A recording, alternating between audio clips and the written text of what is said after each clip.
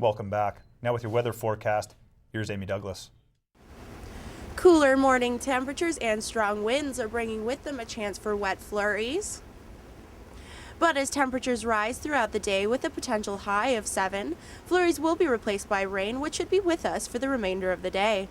Friday brings high winds and cloudy periods with a daytime high of only 2 degrees. Another chance for snow on Saturday with a low of -1 and a high of 4. Same temperatures for Sunday, but periods of sun instead. Temperatures are expected to rise, though only slightly for back to school Monday with a high of 7 and a low of -1. If you haven't already, it seems time to get out your mitts and scarves. Winter is only just around the corner. That's all for me and your 5-day forecast. Now back to you in the studio. Thanks, Amy. Now turning to national and international news. Newfoundland and Labrador Premier Danny Williams is calling it quits. Williams released a statement this morning saying he'll be leaving politics December 3rd. Last week, Williams finalized a deal to develop a massive hydroelectric project in Labrador. Experts say the plan could be very prosperous for the province. Williams underwent heart surgery in the U.S. earlier this year. South Korea's Defense Minister Kim Tae-yong has officially resigned today. The news comes 2 days after an attack by North Korea killed 4 people. Legislators urged the minister to step down over his handling of North Korea's shelling of an island on the disputed border. Tae-yong attempted to resign in May after the sinking of a South Korean naval vessel that killed 46 sailors, but the president urged him to stay. A replacement will be announced tomorrow. A large section of the Gulf of Mexico is now closed off after a shrimp fisherman found tar deposits in his net. The National Oceanic and Atmospheric Administration say 4,200 square miles of water is now off limits to fishermen. U.S. Coast Guards are currently analyzing the tar formations to determine if they are related to the BP oil spill. WikiLeaks will soon release 2.8 million classified U.S. documents believed to disclose corruption allegations against foreign governments and leaders. Washington is warning Ottawa the sensitive documents could be embarrassing for Canada and other U.S. allies.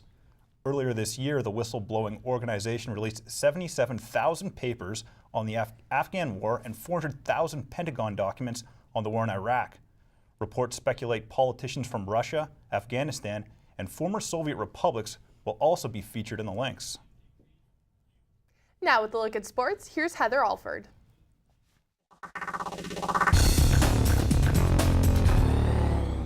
I'm Heather Alford, and here's what's happening in the world of sports. The Humber Hawks men's volleyball team's perfect record has been upset. The Hawks were handed their first league loss in last night's nail-biting 5 sets against the Fanshawe Falcons. The team was missing their star player Terrell Bramwell due to injury. The women, on the other hand, have kept their spotless record clean, sweeping the Falcons in 3 straight sets. Veteran player Landis Doyle led the team with 17 points. The women are the only undefeated team in the OCAA Western Division. And on the hard court, the Hawks men's and women's basketball teams are traveling to London tonight to continue Humber's battle with the Fanshawe Falcons. The women tip off at 6 and the men at 8. And keeping with basketball, the Toronto Raptors are riding high after commanding the court over the sad 76ers. The Raps extended their winning streak to 4 games in last night's 106-90 victory. Andrea Bargnani led the pack with a game-high 24 points, while Reggie Evans finished with a career-high 22 rebounds. The Raptors hit the road to visit the first-place Boston Celtics tonight. Tip-off is at 7:30. And on the ice, Ricoh Coliseum was more like an octagon as the Toronto Marlies literally battled with the Grand Rapids Griffins. There were 204 penalty minutes in yesterday's game. In the third period alone, there were 18 fighting majors and 6 game misconducts. The Marlies scored 3 goals in the second period, which didn't sit well with the grumpy Griffins. The school day showdown took place in front of 7,000 fired-up fans, mostly children. From a rough morning in the minors to a busy night in the majors, 4 Canadian teams hit the ice in last night's 13 NHL matchups.